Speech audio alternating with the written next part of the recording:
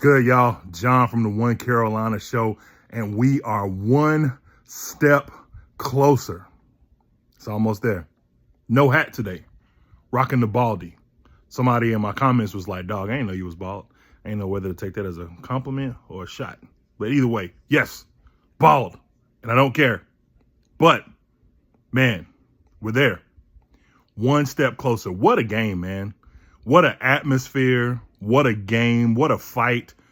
You know, I tweeted something earlier, and I said, Dan, Dave, and company, man, it doesn't really matter, you know, what happens, how this ends or whatever, man.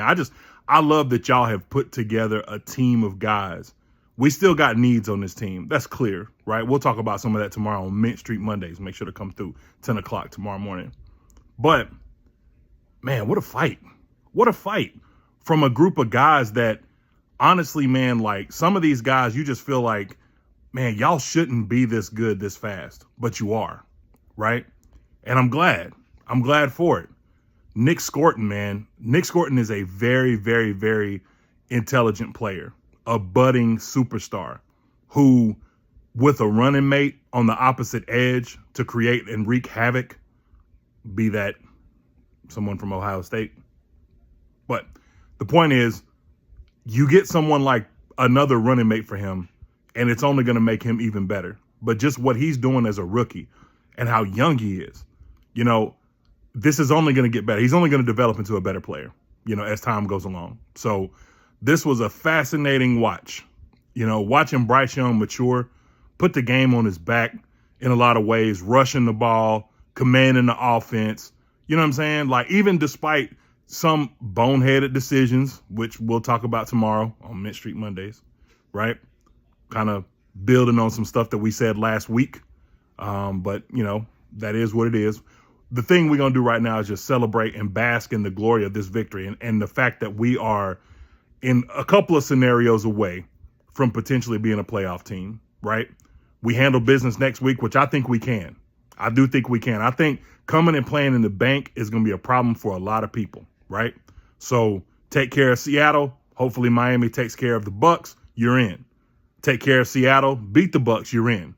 Or don't take care of Seattle. Take care of Seattle and beat the Bucks again, and you're in. I think that the momentum is in our favor. You can see that in this game. Man, the first couple of drives, hey, look, Baker and company were moving the ball, you know? But then it's just like the defense is locked in. It's like, nah, nope, not today. This is our game. Big-time rookie performances, big-time veteran performances, you know, Derek Brown being who he is, you know, controlling the line of scrimmage, doing what he normally does. Just fascinating ball, right?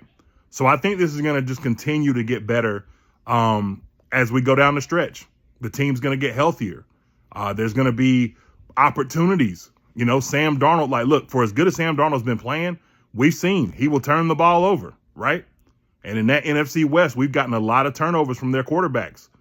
And so I think that this is a game that is anybody's to win coming up next week.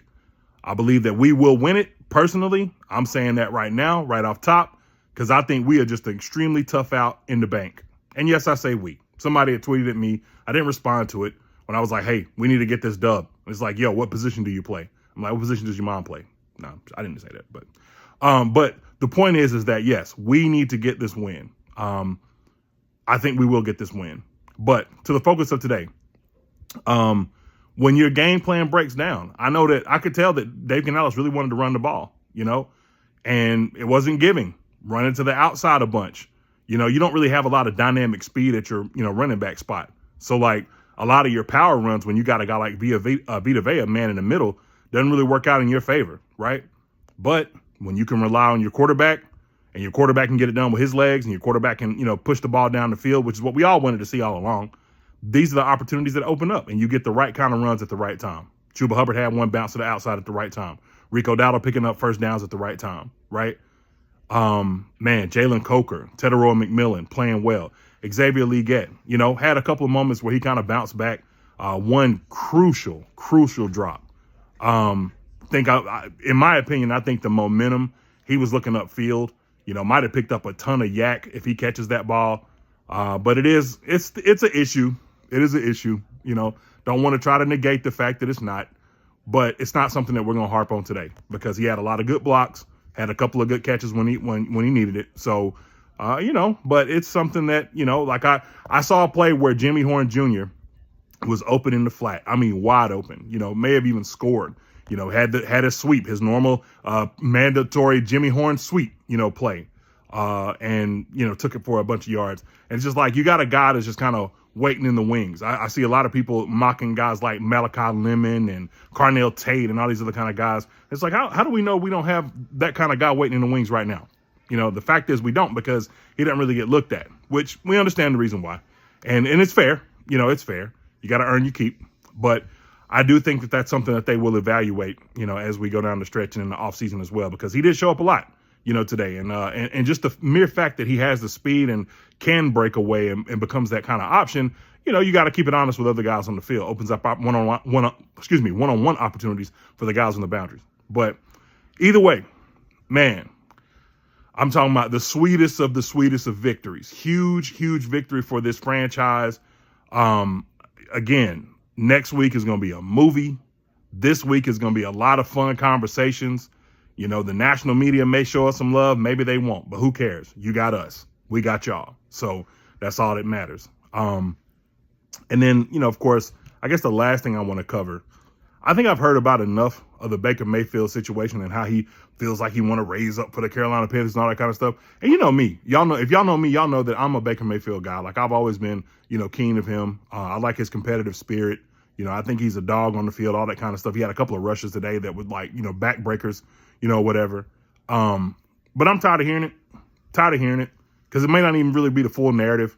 I think they done you a solid by helping you get out of here, because if you continue to stay here, didn't really get to put anything good on tape, could have kept you because you were under contract. There's a lot of things that we could have done that could have been detrimental to your career. But instead, we allowed you to go so that you can find your way to where you are now and have the career resurgence that you had. So, hey, look, I said one time before, I'll never forget, I made a video back in the day about Myles Garrett and how Myles Garrett, should apologize or just say thank you, for who Baker was, as opposed to, popping crap about, what he was there or where he went or whatever, that looked like when he got down to us.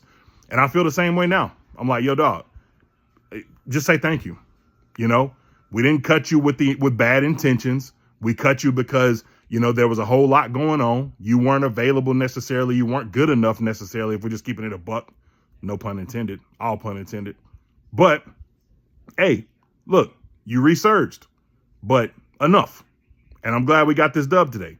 And I think if it really comes down to it, and even if it doesn't, like if we win next week and y'all lose next week, then there's a good chance. And I think it's a very good possibility they do.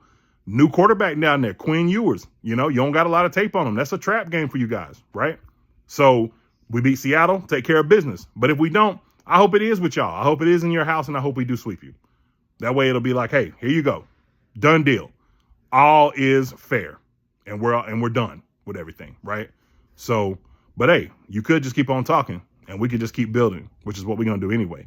And more importantly, y'all know what we always do, and that's keep pounding. So make sure to smash that like button, subscribe button, bell notification so you don't miss a video. I will see you guys tomorrow morning, Mint Street Mondays. It's going to be a fun one. I cannot wait. My co-host Brad will be joining me, maybe even have some special guests on as well. But either way, I can't wait to see y'all in the morning. Take care.